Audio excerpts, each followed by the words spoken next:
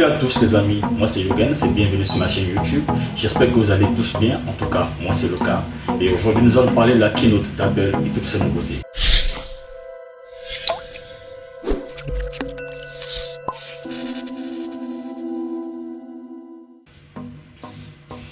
Alors, je ne vais pas passer par quatre chemins, ça y est, la keynote Apple est passée.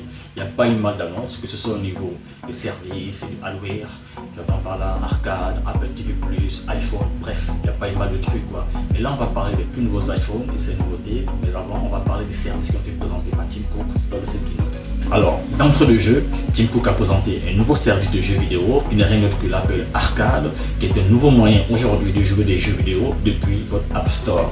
Alors, ce service sera disponible le 19 septembre, donc c'est très proche, et coûtera uniquement, écoutez-moi bien, 4,99 $. Alors perso, ce que je trouve intéressant avec ce service, c'est que Apple propose un abonnement familial, ce qui voudrait dire que vous pouvez jouer à vos jeux préférés depuis n'importe quel appareil Apple. Donc vous pouvez jouer à vos jeux sur un iPhone, sur un iPad, sur un Apple TV, bref, la liste d'appareils est non exhaustive. Par ailleurs, une fois l'abonnement effectué, vous avez un mois de test gratuit, évidemment, pour la prise en main du service. Alors, au service Apple, Apple a présenté le service Apple TV+, qui vient donc répondre aux nombreuses rumeurs qui ont circulé sur la toile l'été dernier. Et ce service permettrait de suivre vos séries préférées sur les appareils Apple et sera disponible à partir du 1er novembre dans près de 100 pays. Alors on a fait le tour de tout ce qu'il y avait à présenter au côté des services. On va aussi se pencher sur le côté hardware. Apple a commencé à présenter ses produits électroniques avec l'iPad, donc un nouvel iPad de 10,2 pouces.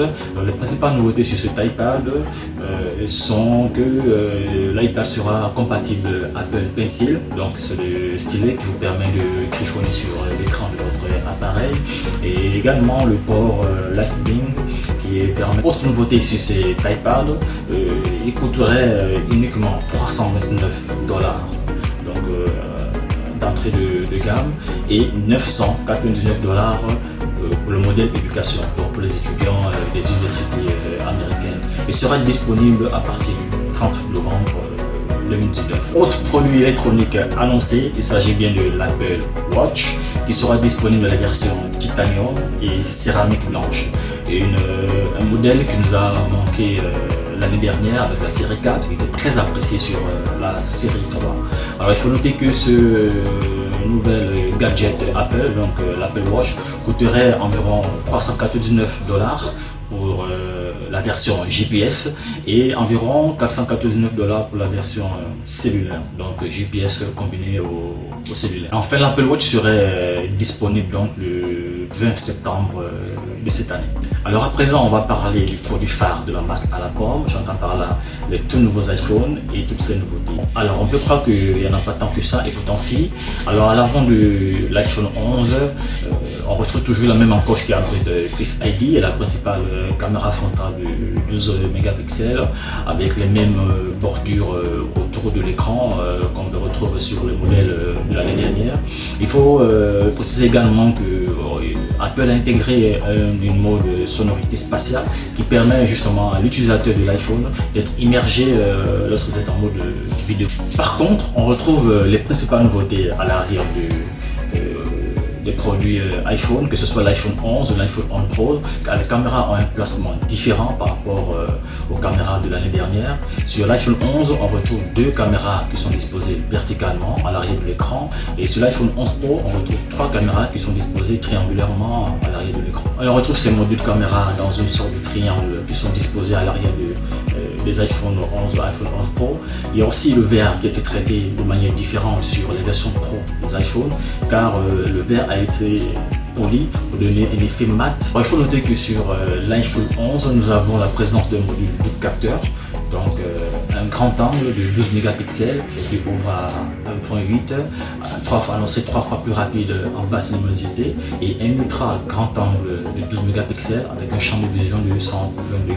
Alors pour cette année, Apple annonce 6 couleurs différentes de l'iPhone 11, donc le rouge, le noir, un vert mat, un violet mat, un blanc et un jaune doré que j'apprécie particulièrement et dont j'aurai l'occasion de toucher et de vous présenter dans une vidéo prochaine. Autre grosse nouveauté sur cet iPhone 11, c'est la possibilité de réaliser des selfies, donc avec la caméra frontale que Apple a renommée Slow-Mo Selfie, dont on a approché Surface, et l'intégration d'une nouvelle puce Bionic A13 qui a été annoncée plus performante en CPU et GPU que la puce A12 présentée l'année dernière.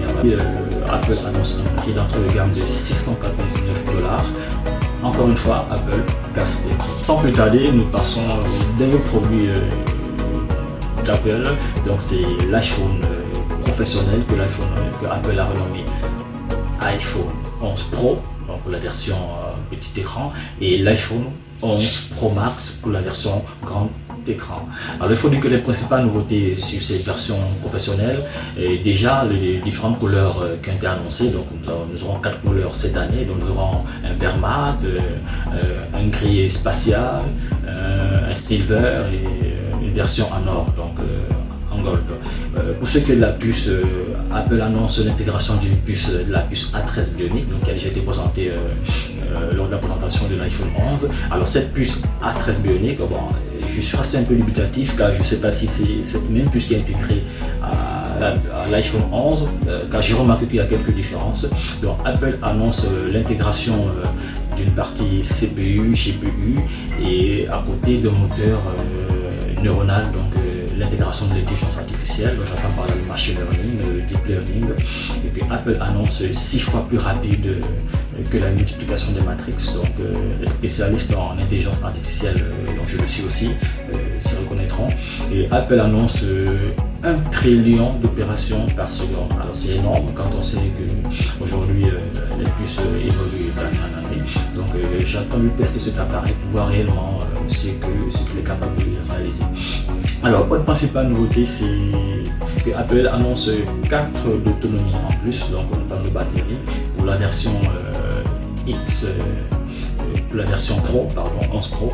Donc par rapport à l'année dernière, bon, la version XS, Apple annonce 4 de plus d'autonomie, ce qui est agréable à savoir. Et pour la version 11 Pro Max, Apple annonce 5 heures de plus d'autonomie que la version XS Max de l'année dernière. Cet iPhone professionnel, donc 11 Pro ou 11 Pro Max, serait doté d'un écran OLED, donc à l'image de ce qui a été déjà fait l'année dernière, on va se répéter, et qui a été encore une fois recalibré. iPhone, on sait aujourd'hui qu'iPhone maîtrise réellement la technologie, on va dire OLED, bien sûr à l'image de Samsung, mais cette fois, ce OLED a été recalibré et cet écran a été renommé Retina XDR, donc après recalibrage. Apple nous annonce alors là ce que nous attendons tous dans les sondages en ligne. Apple annonce donc la recharge rapide, ce qui n'existait pas déjà avec les versions antérieures. Et la concurrence aujourd'hui est très avancée dans ce sens. Donc une recharge rapide de 18 watts. Alors ce que les gens ne savent pas, c'est que les principaux chargeurs que l'on utilise sur nos iPhones, les iPhones antérieurs sont dotés de 5 watts. Donc lorsque vous faites un petit comparatif, vous voyez qu'il y a une énorme différence. Donc avec 18 watts, vous pouvez principalement recharger vos iPhones, vos futurs iPhones en 2 heures, 3 heures de temps. Alors ça c'est bon à savoir pour nous. Autre nouveauté, c'est le système de caméra professionnel. Donc le triple module capteur est intégré à l'arrière de l'écran de cet iPhone Pro, qui serait justement doté d'un grand angle, d'un téléphoto et d'un ultra grand angle. Alors le grand angle tournera à 12 mégapixels, donc ouvert à 1.8, donc toujours avec une possibilité avec 3 fois plus de performance en basse luminosité. Un téléphoto de 12 mégapixels ouvert à 2.0, donc toujours avec plus de performance en basse luminosité. Un ultra grand angle de 12 mégapixels qui ouvrira 2.4, donc possibilité de zoomer 2 voire plus de 2 fois, et un champ de vision de 120 degrés. Alors c'est un point, un très bon point à retenir quand on sait que Apple a plusieurs du retard par rapport à la concurrence, car encore une fois Apple n'innove pas, Apple évolue, et c'est très bon, très bien à savoir pour les journalistes, les vidéastes, voilà, les photographes.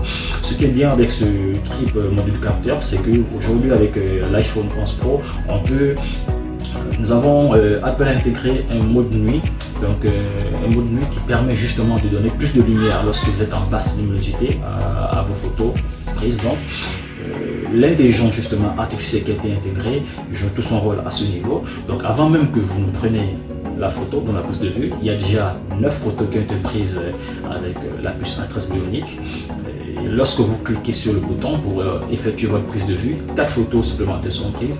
Donc toutes ces photos sont mixées pour donner un effet de photos retraitées un peu sur Photoshop, ce qui donne en fait une image agréable à visualiser. Autre nouveauté sur cet iPhone, donc c'est le mode vidéo professionnel.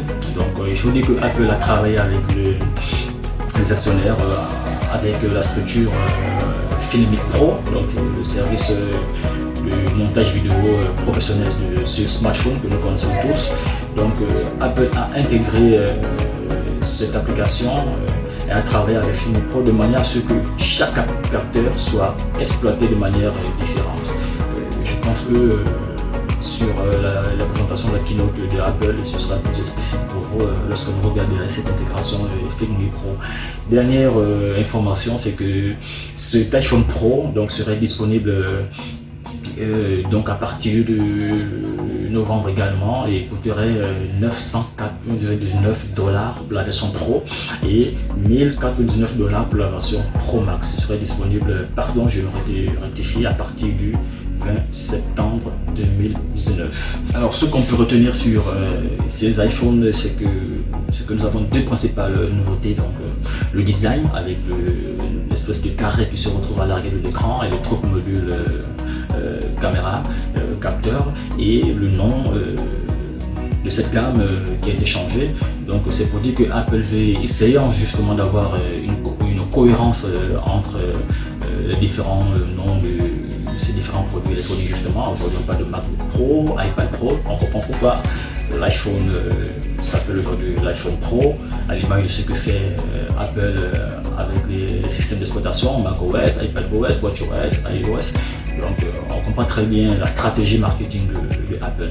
En conclusion, ce que je peux dire personnellement, c'est que ces iPhones ne sont pas des révolutions, ça il faut le dire, car la concurrence le fait depuis très longtemps, mais des évolutions qui sont plutôt la bienvenue, notamment la batterie aujourd'hui qui est plus puissante en autonomie, la caméra aujourd'hui avec l'iPhone qui devient donc une sorte de photophone et de vidéophone. Et l'iPhone comparé, il faut dire qu'aujourd'hui lorsqu'on compare un iPhone, il ne faut pas le comparer aux Android parce que l'iPhone se compare uniquement par rapport aux iPhones antérieurs. Alors sur ce, je vous dis à la prochaine et prenez soin de vous.